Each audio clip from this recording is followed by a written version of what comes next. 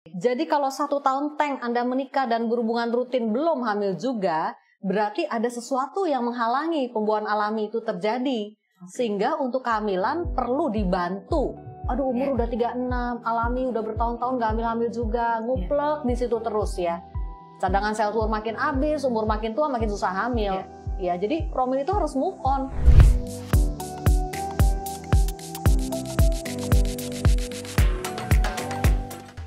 Hai Maya Friends, kembali lagi di Maya Pada Hospital Podcast bersama dengan saya Dania Najmi. Di episode kali ini kita akan bahas mengenai kalau sudah menikah lama tapi belum hamil itu kenapa ya? Nah Maya Friends, di episode kali ini saya ditemani oleh Dr. Caroline Tirta Jasa, SPOG Kaver yang merupakan seorang spesialis kebidanan dan kandungan konsultan dan subspesialis fertility dan hormon reproduksi dan juga ahli bedah laparoskopi. Halo Dr. Caroline. Halo Dania. Apa kabar dok? Baik. Sehat ya? Iya, sehat. Baiklah dok, seperti yang tadi sudah aku sampaikan ke Maya Friends di awal video, kalau kita akan bahas nih, apakah di sini ada Maya Friends yang sudah menikah lama tapi belum hamil, itu penyebabnya apa aja dok? Iya. Soalnya kenapa sih episode hari ini tuh kita adakan? Soalnya banyak banget nih kita lihat di forum-forum atau di komunitas, banyak istri-istri, ibu-ibu yang berbagi cerita tentang upaya bisa cepat hamil tapi tuh belum berhasil. Nah, ini tuh kenapa kira-kira bisa gini dan sebetulnya tuh batasan lamanya tuh seberapa lama? Apakah sebulan tuh udah bisa dibilang lama atau 3 bulan, 6 bulan gitu? Baik. Jadi balik ke definisi awal dulu ya. Yang disebut infertilitas atau sulit hamil adalah menikah dengan berhubungan rutin ya suami istri di saat masa subur tanpa alat KB selama 1 tahun. Tidak hamil juga ya. Kenapa diambil batasan 1 tahun? Karena rata-rata 90% lebih pasangan usia subur harusnya hamil dalam waktu 1 tahun pernikahan dengan melakukan hubungan rutin di saat masa subur tanpa alat KB. Jadi kalau 1 tahun tank Anda menikah dan berhubungan rutin belum hamil juga, berarti ada sesuatu yang menghalangi pembuahan alami itu terjadi. Sehingga untuk kehamilan perlu dibantu setelah melakukan cek sebelumnya dulu apa kira-kira penyebab sulit hamilnya ini. Baik dok, tadi dokter sempat mention kalau yang disebut dengan infertilitas itu kalau berhubungan rutin tanpa alat KB selama 1 tahun tapi belum berhasil. Iya, betul. Nah, muncul juga nih banyak pertanyaan dari Maya Friends yang mereka itu long distance marriage. Kalau kayak gitu hitungannya tuh gimana nih dok itu? Rutinnya tuh berarti seberapa rutin dan gimana nih taunya kita nggak hamil berarti kita infertil dan harus cek tuh gimana tuh dok? Jadi rutin di sini sebetulnya hubungan di saat masa subur. Nah pertanyaan nanti bagaimana menentukan masa subur begitu kan ya? Jadi masa subur ini ditentukan berdasarkan hitungan mens. Jadi selalu patokannya mens hari pertama adalah H1. Ya. Masa subur itu biasanya jatuh di H11 sampai H22. Ya, itu periode subur H11 sampai 22. Hubunganlah di saat periode tersebut. Ya, hubungan masa subur itu tidak perlu setiap hari. 2 hari sekali saja cukup. Nah, sekarang ada pertanyaan berikut. Posisi hubungannya gimana sih, Dok? Biar cepat hamil? Iya kan? Jadi posisi berhubungan itu biasanya posisi yang biasa aja, misionaris ya. Ya, istri di bawah, suami di atas, ya. Nah, setelah sperma keluar, ya ganjel bantal di bawah pantat tuh supaya posisi panggul istri agak tinggi sedikit saja.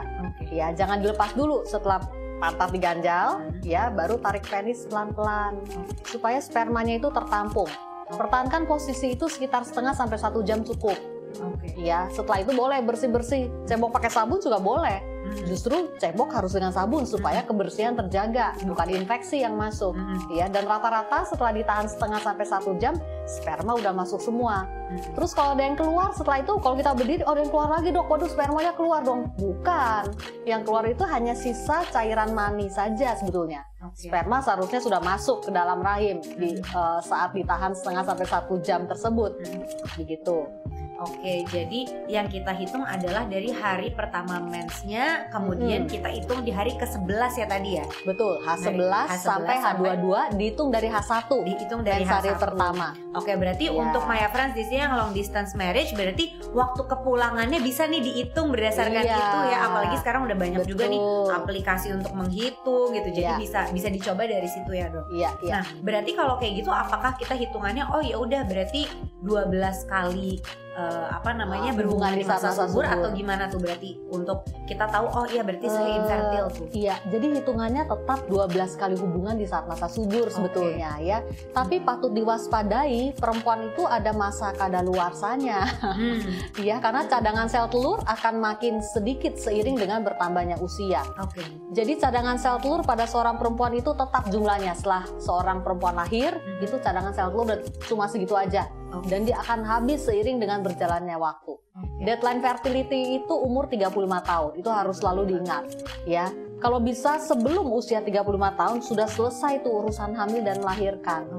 Ya. Jadi hitungan 12 bulan berturut-turut itu berlaku pada wanita yang masih muda sebetulnya. Ya belum dekat-dekat usia 35 deh. Ya, tapi kalau nanti menikahnya umur 35 teng misalnya atau bahkan di atas 35 tahun, definisi itu sudah tidak dipakai lagi. Batasannya 6 bulan, jadi lebih sedikit. 6 bulan hubungan ya tanpa alat KB, nggak hamil-hamil juga pada wanita usia 35 tahun ke atas. Itu segera datang ke dokter ahli fertility untuk masuk promil. Kalau itu kan tadi ada batas usia pada perempuan. Kalau pada laki-laki, Dok, seperti apa? Pada laki-laki nggak ada batas usia. Tetapi patut diketahui juga kualitas sperma itu juga menurun seiring dengan berjalannya waktu. Ya karena apa? Karena paparan polutan lingkungan kan makin banyak berarti. Makin tua dia, apalagi kalau merokok ya atau terpapar asap rokok sebagai perokok pasif. Ibaratnya kamu cium bau rokok dari baju teman misalnya. Itu sel sperma sudah berdampak. Terdampak di situ ya. Itu jadi usia dan paparan polutan lingkungan itu akan mempengaruhi kualitas sel benih. Kalau saya ngomong sel benih di sini berarti sel telur pada pihak wanita dan sel sperma pada pihak pria. Baik, Dok. Kalau ada my friends di sini yang belum hamil-hamil juga dalam jangka waktu 1 tahun setelah menikah, apakah kalau dia mau berkonsultasi ke dokter itu ya udah ditunggu aja sampai 1 tahun belum, atau sebetulnya kalau dia mau cek-cek nih dari sebelumnya gitu, misalnya dari 6 bulan kok belum hamil juga ya, itu nggak apa-apa? Nggak apa-apa, silakan aja datang. Terutama kalau disertai gejala lain ya. Gejala lain tuh seperti mens banyak atau mens sakit atau mens tidak teratur. Ya, itu mengindikasikan penyakit-penyakit organ reproduksi yang memerlukan penanganan segera. Ya, yang simpel aja, biasanya datang kan pemeriksaan awal USG transvaginal, kita bisa tahu tuh punya polip, miom atau kista. Ya, karena penyakit-penyakit tumor kandungan ini bisa sebagai penyebab infertilitas juga. Ya, dan itu ya kalau kita atasi sebelumnya, tentunya angka keberhasilan hamilnya juga lebih baik setelah laparoskopi pengangkatan tumor kandungan tersebut. Baik, berarti tadi mention juga udah sempat dokter juga udah sempat mention kalau adanya mioma, kista atau tumor itu juga menjadi salah satu penyebab infertilitas ya, dan itu terjadinya pada perempuan. Kira-kira ada faktor lain nggak ya, Dok, yang bisa mempengaruhi infertilitas, dan juga selain yang terjadi sama perempuan yang mempengaruhi infertilitas pada laki-laki ada apa aja, Dok? Kira-kira? Jadi sekarang kita ngomong penyebab infertilitas secara umum ya. Penyebab infertilitas secara umum itu 40% dari faktor istri. Ya, itu macam-macam tuh. Ya, 40% dari faktor istri itu antara lain yang tadi saya sebut tuh, tumor kandungan misalnya. Ada miom, kista, polip atau adenomiosis ya. Atau yang kedua, penyakit-penyakit organ reproduksi, endometriosis atau PCO, polycystic ovary disease. Itu bisa. Yang ketiga itu gangguan ovulasi ya. Tidak ada sel telur yang matang dan pecah saat masa subur. Disfungsi ovulasi kita bilangnya. Yang keempat gangguan tuba atau saluran telur. Saluran telurnya mampet, bisa sebelah atau dua-duanya apalagi. Itu juga membuat sulit hamil. Jadi 40% faktor dari pihak istri itu. 40% lagi adalah faktor suami. Suami ya tidak lain dan tidak bukan kualitas sperma. Bisa kualitas, bisa kuantitas. Ya, Karena itu untuk suami harus dilakukan sperma analisa nanti. Karena penilaian untuk sperma itu ada 3 yang dinilai. Jumlahnya terutama, jumlah harus cukup banyak. Ya, untuk pembuahan alami perlu sperma yang banyak. Ya. Yang kedua yang dinilai nanti kecepatan gerak atau bagaimana pergerakan sperma. Sperma yang bagus dan sehat dia geraknya lurus cepat. Nggak belok kiri, belok kanan, atau bergerak di tempat. Ya. Yang ketiga nanti bentuk morfologi sperma. Sperma itu kan ada kepala, leher, ekor. Ya, kelainan bentuk sperma atau yang kita sebut teratozoospermi itu juga mempengaruhi kemampuan sperma untuk pembuahan. Nah, 20%-nya lagi faktor yang tidak dapat dijelaskan. Itu ada unexplained. Jadi semua pemeriksaan dasar fertility-nya normal nih, HSG normal, sperma analisa normal, hormon normal, tapi kok nggak hamil-hamil juga gitu. Bisa. Unexplained infertility itu menempati 20% dari keseluruhan kasus infertilitas. Kenapa kok bisa gitu, Dok? Nggak ada faktor penyebabnya, nggak hamil-hamil juga gitu. Ya, karena pemeriksaan dasar fertilitas yang ada sekarang tidak mencakup keseluruhan faktor penyebabnya. Makanya kita sebut ada faktor X namanya, ya, faktor yang tidak diketahui atau pemeriksaannya belum ada. Ya, misalnya antibodi antisperma atau faktor imunologi misalnya, ada penyakit autoimun, ya, itu juga bisa menjadi salah satu penyebab, ya. Nah, antibodi antisperma kita bisa ketahui, tapi terapinya sampai sekarang kan belum ada yang established sebetulnya. Ya, terapi yang ada sekarang penyuntikan sel darah putri istri itu masih dalam tahap uji coba sebetulnya, dan masih banyak pro dan kontranya. Jadi ujung-ujungnya pasangan dengan unexplained infertility tadi ya ikut promil juga. Ujung-ujungnya ya hamilnya dengan inseminasi atau bayi tabung, bisa saja. Iya. Baik, Dok. Berarti kalau boleh sedikit aku rangkum ya gitu dari penjelasan dokter tadi, ketika pasangan suami istri itu mau memeriksakan diri ke dokter ketika belum hamil juga setelah 1 tahun, yang harus dicek berarti dua-duanya ya, bukan betul. Istri aja, bukan suami aja, tapi datang langsung barengan aja tuh bisa berarti ya? Bisa, bisa sebaiknya begitu. Tapi ya seperti kita ketahui kan para bapak-bapak ini biasa sibuk kerja nih, ya mereka nggak terlalu concern tuh untuk urusan fertility, biasanya enggak.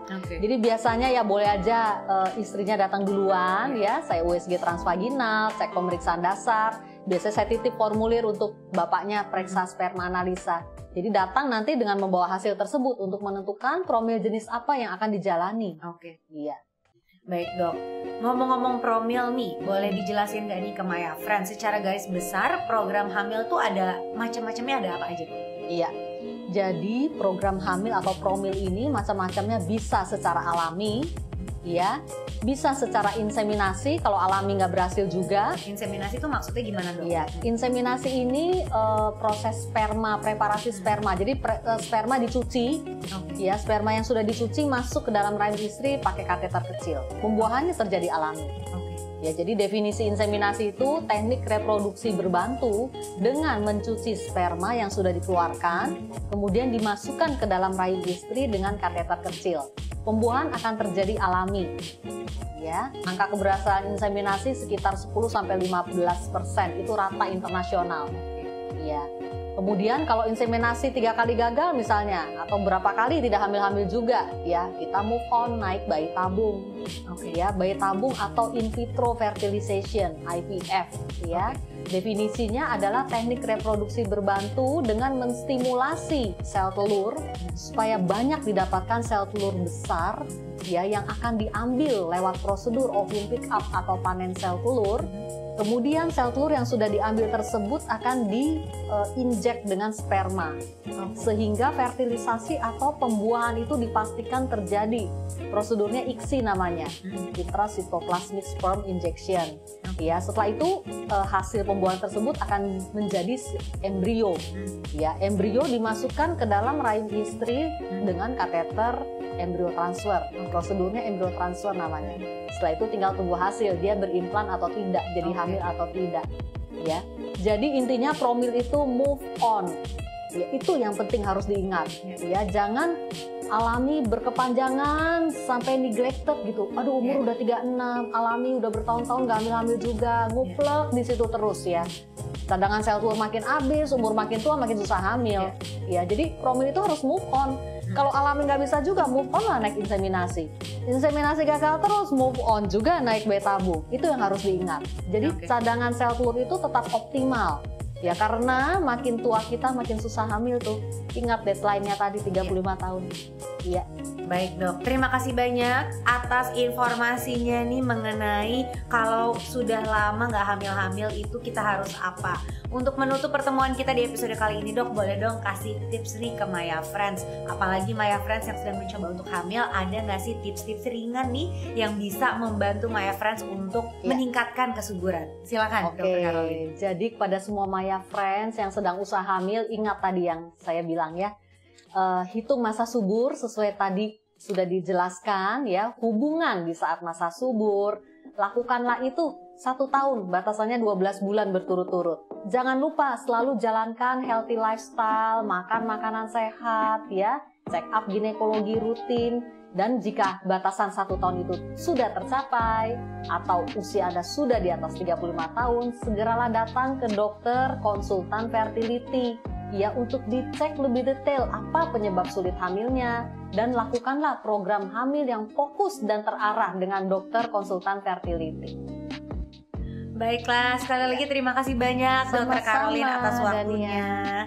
Dan untuk Maya Friends, kalau ada yang mau konsultasi lebih lanjut nih ke Dokter Caroline, silakan langsung mengunjungi Maya Pada Hospital Kuningan ya dok? Iya, betul. Yes, dan untuk Maya Friends, jangan lupa juga untuk saksikan episode lainnya dari Maya Pada Hospital Podcast di Spotify dan juga YouTube dari Maya Pada Hospital. Dan untuk informasi lainnya, jangan lupa untuk follow Instagram @mayapada_hospital. Kalau mau tahu informasi lebih lanjut mengenai Dokter Caroline atau nonton video-video edukasi lainnya, langsung aja cek Instagram dan juga YouTube-nya Dokter Caroline di @dr_caroline_tirtajasa SPOGK. Terima kasih banyak sekali lagi Maya Friends yang sudah menonton episode di hari ini. Salam selangkah lebih sehat, Maya Pada Hospital, teman sehat gue. Sampai jumpa.